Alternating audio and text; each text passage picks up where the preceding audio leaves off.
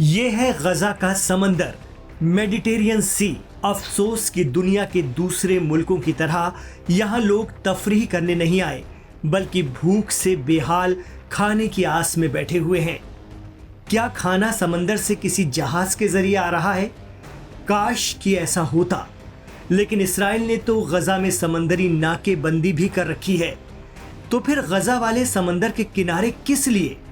दरअसल इंटरनेशनल दबाव के बाद गजा में इस्राइल ने 2 अरब देशों को गजा में आसमान से खाना गिराने की इजाजत दी है, जिसके बाद अनाज और जरूरी चीजें फेंकी जा रही हैं। लेकिन आटे, चावल की बोरी और दूसरी जरूरी चीजें अक्सर समंदर में गिर जाती हैं।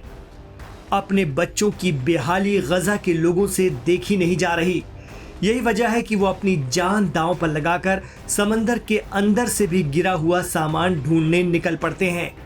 कभी कुछ हाथ लगता है तो कभी नहीं, लेकिन जान का जोखिम हमेशा बना रहता है। रेड क्रॉस का कहना है कि इस वक्त गजा में 4,47,000 लोग गंभीर कुपोषण का सामना कर रहे हैं। Aim right, achieve big. At KR Mangalam University, we provide you the platform to turn your dreams into reality.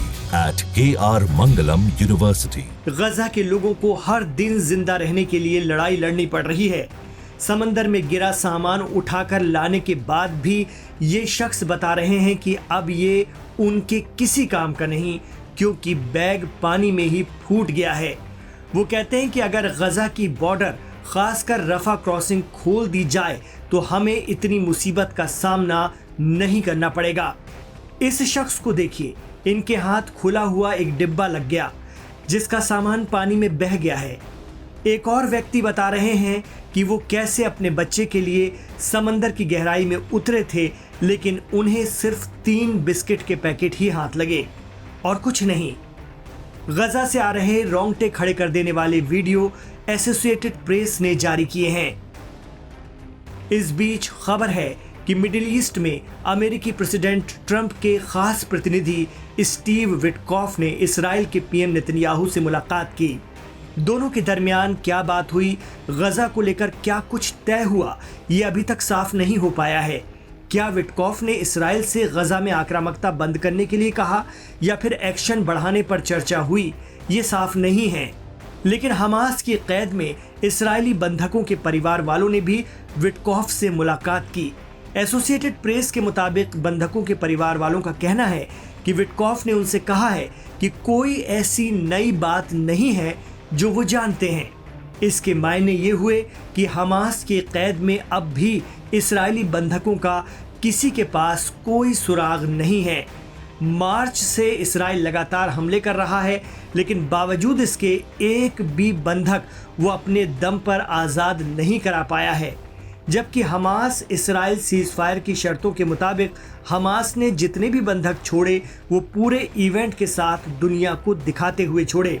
Video में दुनिया ने देखा कि हमास से आज़ाद होकर वो बंधक हमास का शुक्रिया अदा करते हुए खुशी खुशी वापस लौटे। एक्सपर्ट कहते हैं कि यही बात इस्राएल को चुभ रही है, जिसके चलते उसने गजा में आक्रामकता बढ़ा दी, यहाँ तक कि खाना पानी पर भी पहरा बैठा दिया।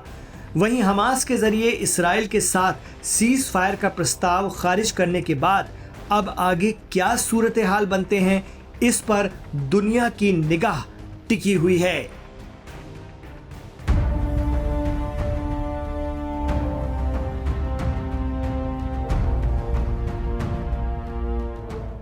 इजराइल और हमास के बीच चल रहे युद्ध में शांति के दरवाजे एक एक करके बंद होते नजर आ रहे हैं। इजराइल की तरफ से 60 दिन के सीजफायर के लिए दिए गए प्रस्ताव को हमास ने अस्वीकार कर दिया है।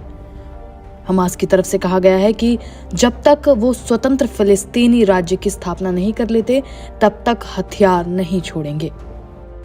रॉयटर्स की रिपोर्ट के मुताबिक हमास ने बयान जारी करके कहा है कि वो सशस्त्र प्रतिरोध के अधिकार को तब तक नहीं छोड़ सकता जब तक कि यरूशलेम को अपनी राजधानी के रूप में एक स्वतंत्र पूर्ण संप्रभु फिलिस्तीनी राज्य की स्थापना ना कर ले। हमास की तरफ से बयान ऐसे समय में आया है जबकि कतर, फ्रांस और मिस्र की मध्यस्थता में कुछ दिन पहले ही शांति प्रस्ताव को लेकर अप्रत्यक्ष बातचीत समाप्त हुई है। इसमें प्रस्ताव रखा गया था कि इस क्षेत्र में 2 राष्ट्रीय सिद्धांत को अपनाया जाएगा और हमास अपने हथियारों को फिलिस्तीनी प्राधिकरण को सौंप देगा। अब जबकि हमास ने इस प्रस्ताव को अस्वीकार कर दिया है, तो ऐसे में इसके भी ठंडे बस्ते में जाने की आशंका है। आपको बता दें कि इजरायली सरकार शांति प्रस्ताव को लेकर बड़ी शर्त यही रख रही है कि हमास को हथियार डालने होंगे। वहीं दूसरी तरफ हमास लगातार इस बात पर अड़ा रहा कि वो हथियार नहीं छोड़ेगा। दोनों पक्षों के बीच चल रही इस हाँ और ना के बीच इजराइल लगातार गाजा में बम बरसा रहा है, जिससे अभी तक हजारों लोगों की जानें जा चुकी हैं और लाखों की संख्या में लोग भुखमरी की ओर बढ़ रहे हैं। Aim right, achieve big. At KR Mangalam University, we provide you the platform to turn your dreams into reality. At KR Mangalam University. गौरतलब है कि पिछले महीने इजरायली प्रधानमंत्री बेंजामिन नेतन्याहू ने भविष्य में फिलिस्तीनी राज्य के विचार को भी खारिज कर दिया। उन्होंने कहा था कि अगर ये बना तो ये इजराइल को नष्ट करने वाला एक मंच की तरह होगा। इतना ही नहीं, उन्होंने फिलिस्तीनी राज्य को मान्यता देने वाले यूके और कनाडा समेत कई देशों की आलोचना भी की थी।